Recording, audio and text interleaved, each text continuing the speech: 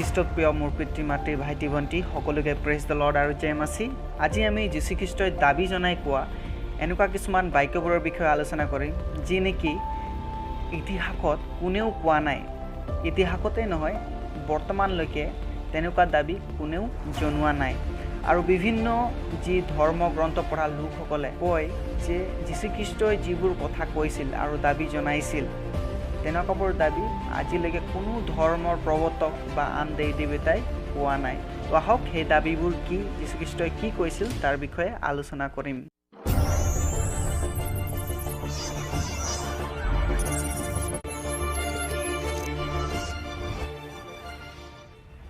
প্ৰথম কথাটো, যীশু খ্ৰীষ্টই নিষ্পাপী হোৱাৰ দাবী কৰিছিল। যীশু খ্ৰীষ্টই নিজৰ প্ৰকৃতি ঈশ্বৰৰ লগত তুলনা কৰাত মানুহবিলাকে বহু খং কৰিছিল। তাতে যীশু খ্ৰীষ্টই তেওঁলোকক সুধিছিল, তোমালোকৰ মাজৰ কোনে মোৰ ভুল বিচাৰি পাব পাৰে?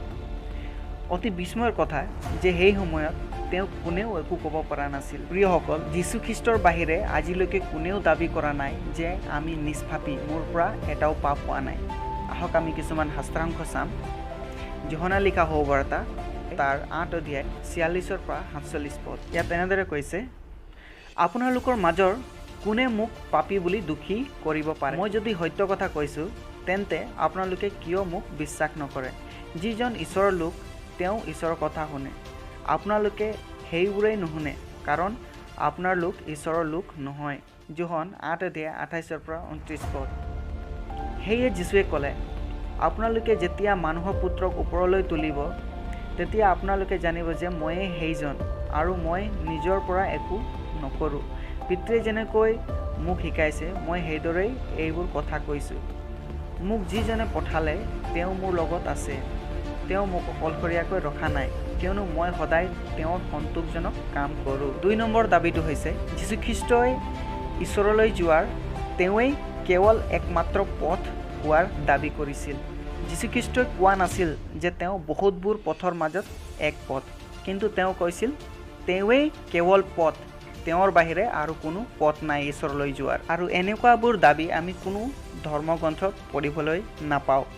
বাইবেলৰ বাহিৰে আৰু যীশু খ্ৰীষ্টৰ বাহিৰে এই দাবী আজিলৈকে কোনো কৰা নাই যে তেওঁৱেই একমাত্ৰ পথ স্বৰ্গলৈ আৰু ঈশ্বৰলৈ যোৱাৰ বাবে। যোহন 14 অধ্যায় 6 পদত কৈছে, ময়েই পথ সত্য আৰু জীৱন, মোৰ যোগেদি নগ'লে পিতৃৰ ঈশ্বৰলৈ কোনেও নাযায়। মথি 11 অধ্যায় 27 পদ এনেদৰে লিখা আছে, কিয়নো মোৰ পিতৃয়ে সকলোকে মোৰ হাতত সমৰ্পণ কৰিছে। পিতৃৰ বাহিৰে পুত্ৰক কোনেও নাজানে, পুত্ৰৰ বাহিৰে পিতৃক কোনেও নাজানে। পুত্ৰই যিজনৰ আগত পিতৃক প্ৰকাশ কৰিবলৈ ইচ্ছা কৰে তেওঁৱেই তেওঁক জানে।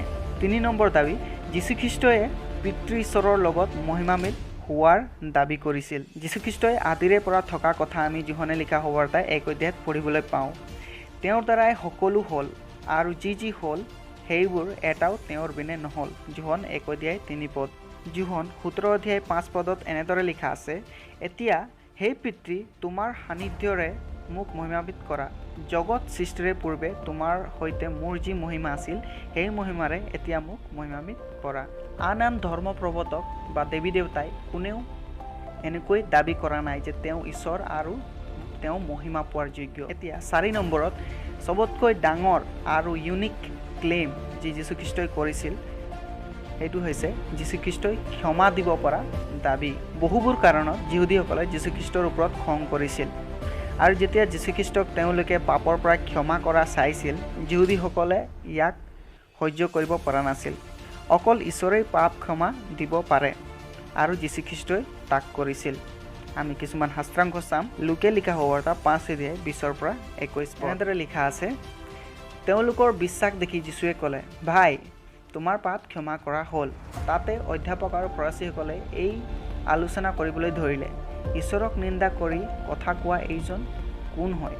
একমাত্ৰ ঈশ্বৰৰ বাহিৰে আন কোনে পাপ ক্ষমা কৰিব পাৰে? লোক 7 অধ্যায় 48 পৰা 49। পাছত তেওঁ সেই তিৰোতাক ক'লে, তোমাৰ পাপ ক্ষমা হ'ল। এতিয়া তেওঁৰ সৈতে ভোজনত বহি থকা সকলোৱে নিজৰ নিজৰ মাজত ক'বলৈ ধৰিলে, পাপ ক্ষমা কৰিব পৰা এওঁনো কোন?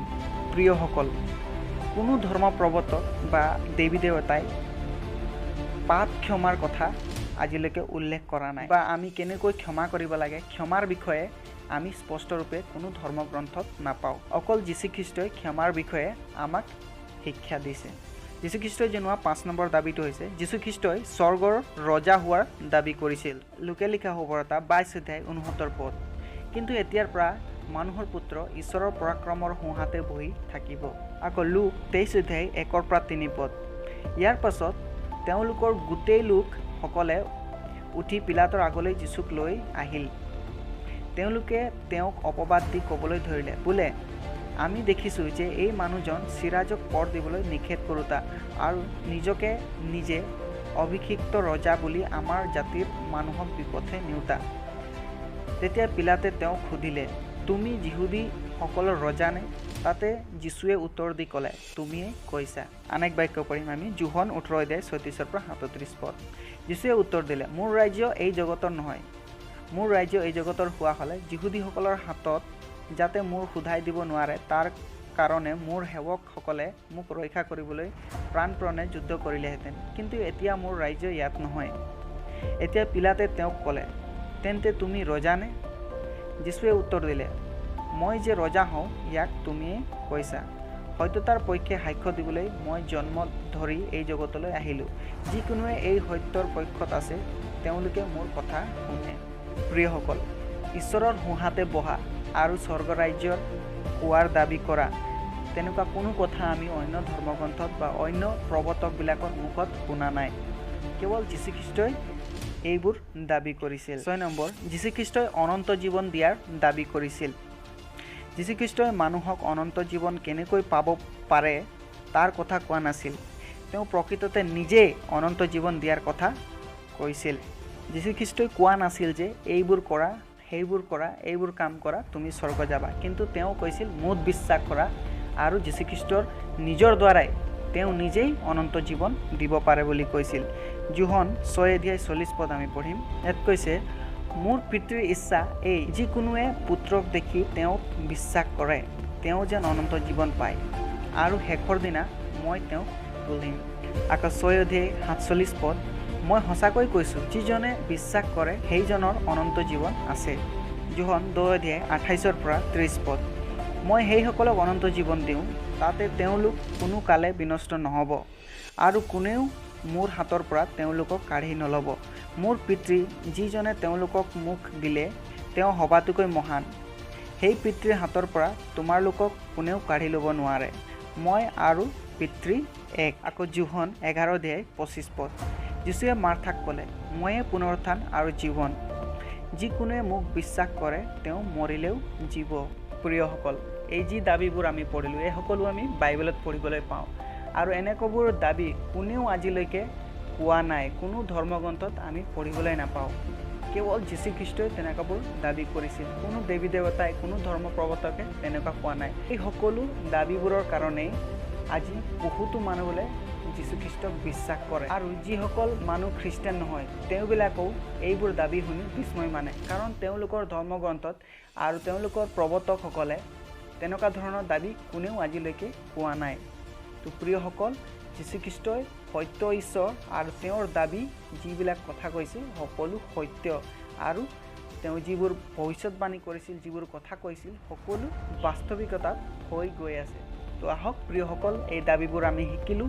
আপোনালোকেও আনক শ্বেয়াৰ কৰক যাতে যীশুখ্ৰীষ্টই কিমান ইউনিক আৰু তেওঁৰবোৰ কথাবোৰ, তেওঁৰ শিকনিবোৰ কিমান ইউনিক আনেও জানক। নিজেও জানি ল'ব লাগে আৰু আনকো শিকাব লাগে। সকলোকে ঈশ্বৰ আশীৰ্বাদ কৰক এইবোৰ কথাৰ দ্বাৰা আৰু চলাই নিয়ক। Praise the lord.